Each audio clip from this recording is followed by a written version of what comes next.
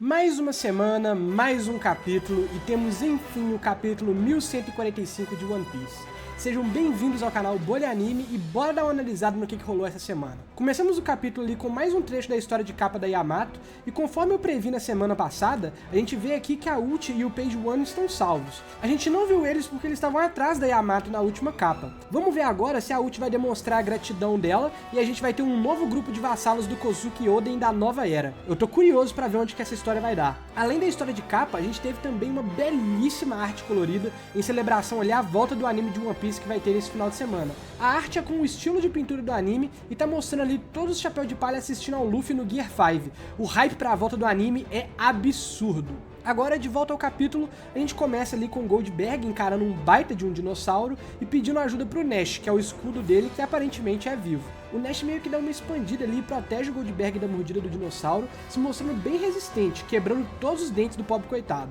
Logo em seguida, a gente vê uma coisa que é muito maneira e muito estranha, se você for parar pra pensar. O Sanji e o Zoro, eles fazem um ataque combinado, onde o Sanji arremessa o Zoro no dinossauro com um chute e o Zoro simplesmente decepa a cabeça do dinossauro com um golpe só. Eu acho muito da hora quando os Chapéu de Palha fazem esses golpes combinados, e nessa cena eu fiquei muito surpreso, porque o Zoro e o Sanji cooperando num golpe é sempre estranho demais. Eu esperava mais que eles fossem disputar ali quem que ia derrotar o dinossauro do que combinar forças para poder derrotar esse bicho. E vale destacar que esse quadro não faz tanto jus a esse feito absurdo, porque o dinossauro parece ter um tamanho normal comparado ao Zoro, mas logo na página seguinte a gente vê que esse dinossauro, que se chama Groksauro, é grande demais até para os gigantes. Temos mais alguns diálogos ali e o Zoro, curioso com o Nash, pergunta como que ele funciona e se ele é fruto de alguma fruta. O Goldberg explica que esse escudo é um resquício de quando o pai dele enfrentou a Big Mom no passado e explicando que ele na verdade é um Home. O Zoro compara ele com os Zeus e o Goldberg fica surpreso por eles conhecerem os Zeus e também por ele agora ser servo da Nami. Interessante que ele destaca os Zeus como comandante supremo dos Homes, um título ali que me surpreendeu bastante, visto que o Zeus geralmente é bem good vibes e bobinho ali. Eu imagino que isso possa ser relevante em algum ponto no futuro. A gente volta pro grupo do Luffy e agora eles estão conversando enquanto o Loki está sendo tratado. O Loki conta pra eles ali que foi atacado pelos Cavaleiros de Deus, eles conversam ali um pouco sobre isso. O Luffy demonstra um leve interesse no assunto. O Hajirudin pergunta se o Loki tinha arrumado problema com o governo no tempo que teve fora de Elbaf, e ele conta pra gente que não, porque se ele tivesse chegado no ponto onde ele estivesse cruzando caminho com esses caras, ele já provavelmente seria o rei do mundo, o título que o lendário pirata Rox de Zebek procurava. E parece que essa ligação entre esses dois personagens não para por aqui. Antes de continuar, o Zoro, o Sanji e o Goldberg chegam com a carne do dinossauro. O Zoro e o Sanji agora voltam para o seu estado natural de brigar entre si, enquanto os demais começam a se preparar para cozinhar a carne ali. O Luffy pega uma carne e tenta dar ela pro Loki, queimando a cara dele no processo, e o Loki fica putaço, mas o Luffy continua deslumbrado com o Loki ali. Dá pra notar que o Luffy tá se esforçando até demais pra se aproximar do Loki, todo felizão e prestativo ali. Enquanto o Loki come a carne, ele quase se engasga e o Luffy sai correndo pra buscar sopa pra ele tomar e desengasgar, mas a sopa tava fervendo e o Luffy parece que ele derruba ela todinha no Loki ali e queima ele de novo. O Loki fica ainda mais putaço com o Luffy, e o Luffy ali, coitado, pedindo só desculpas pelo acidente. Mas a gente vê que a Gerd mesmo tá super contente com o Luffy arrebentando o Loki toda hora, o que leva o Sanji a se perguntar o que diabos ele fez pros gigantes odiarem ele tanto assim. O Zoro comenta ali sobre uma promessa que ele fez pro Luffy, e agora podemos entender um pouco por que o Luffy tá tão amiguinho e prestativo com ele assim. O Loki tinha prometido dar informações pra ele sobre onde encontrar o Shanks, e disse que elas não eram falsas. O Zoro pede pra ele falar ali então, já que ele sabe, e ele diz que não vai falar porque o trato era contar caso ele fosse libertado e eles ainda deixaram uma algema no pé dele. O Loki fica impressionado com o tamanho e interesse que o Luffy tem em encontrar o Shanks e fala que compartilha desse sentimento de admirar muito um pirata na juventude dele, o que chama um pouco a atenção ali do Hajirudin por algum motivo. O Luffy pergunta se o Loki tem alguém que ele considera assim como o Luffy considera o Shanks, e temos a revelação de que sim, ele tinha sim. A gente tem aqui agora um flashback totalmente inesperado. Não é à toa que o Loki mencionou o título que o Zebek queria. O Loki conheceu o Zebek pessoalmente no passado e era justamente ele o pirata que o Loki admirava. A gente vê no flashback que ele pede pro Zebek levar o Loki junto com ele, assim como o Luffy fazia com o Shanks quando o Luffy era mais novo, mas o Zebek também se recusa, começando ali um paralelo entre o Zebek e o Shanks.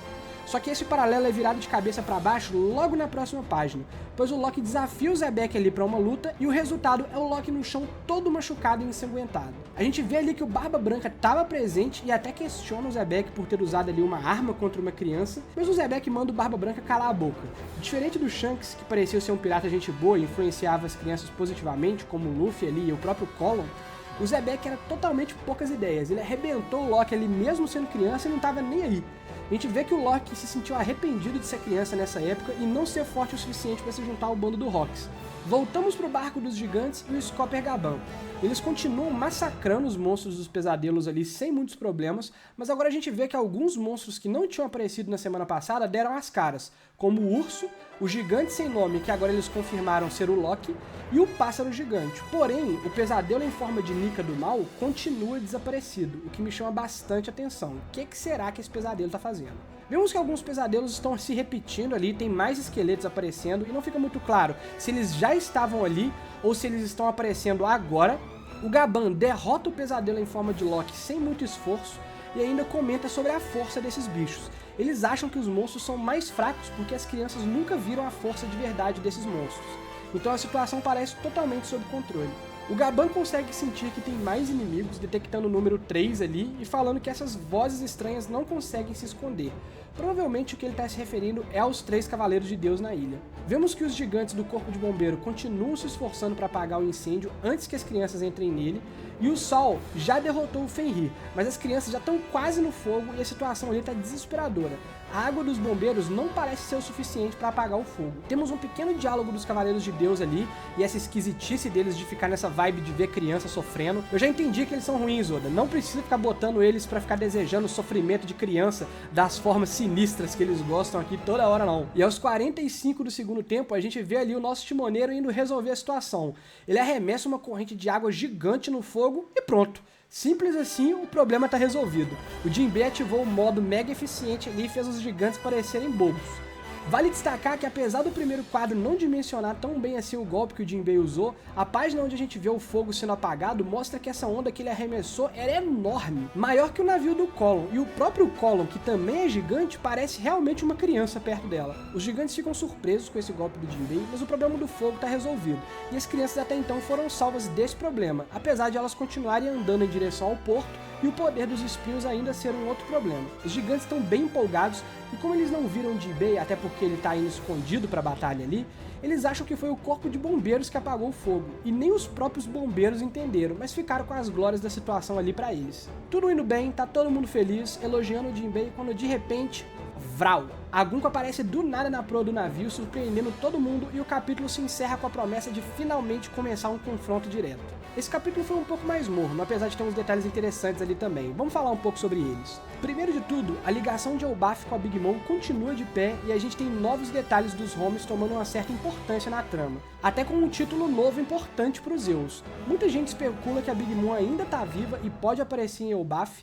Eu não sei se é o caso e eu ainda me pergunto como exatamente o poder dela funciona. Se ela tá viva ainda mesmo, se ela pode ter morrido. Não sei se ela vai dar as caras em Elbaf aqui, mas essas menções a ela só me levam a crer que ela não morreu de fato.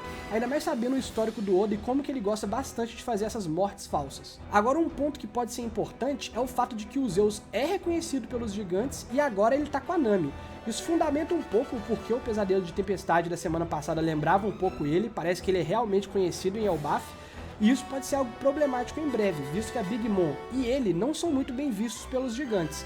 Mas vamos ver onde que isso vai dar. Um detalhe pequeno, mas que sempre me chama atenção também, é como esse arco tem um pequeno problema de escala devido a gente estar na Terra dos Gigantes. Alguns feitos do Chapéu de Palha são tão absurdos, mas são tão difíceis de perceber, porque o tempo todo a gente está lidando com cenas que colocam os gigantes na perspectiva de personagens normais, que é fácil esquecer que se os gigantes parecem pequenos perto das coisas, significa que o que está acontecendo tem um tamanho colossal na realidade. Tanto o dinossauro que o Zoro e o Sanji derrotaram, quanto a onda que o Jinbei arremessou, tem tamanhos absurdos, que a gente não percebe tanto assim por essa diferença de escala, mas não se enganem, os Chapéus de Palha estão demonstrando aqui feitos de poder massivo nesses capítulos. E para completar, temos a promessa aí de um grande embate, e eu vou levantar a pergunta. A gente vai ter esse embate mesmo? Semana passada a gente viu que a Gunko é fã das músicas do Brook, e curiosamente ela dá de cara logo com o grupo que o Brook tá. Apesar de o capítulo encerrar com essa promessa de luta, eu tenho as minhas dúvidas se a gente vai ter essa luta mesmo, mas eu tô aguardando ansioso pra ver. Infelizmente, aguardar é o que nos resta, né, porque semana que vem a gente não vai ter capítulo, mas em contrapartida temos agora a volta do anime de One Piece já entrando no ato final de Egghead e prometendo lutas muito maneiras e bem animadas. Em breve eu pretendo soltar um novo vídeo aqui com as minhas impressões sobre o primeiro episódio desse segundo ato e comparar as diferenças entre o anime e o mangá. O que vocês acham? Deixa a opinião de vocês aí embaixo, tanto dessa ideia quanto do capítulo. Deixa um like se gostou do vídeo, se inscreve no canal e ativa o sininho aí pra entrar no bando e ficar por dentro em primeira mão quando a gente soltar o próximo vídeo. Valeu, pessoal! Fui!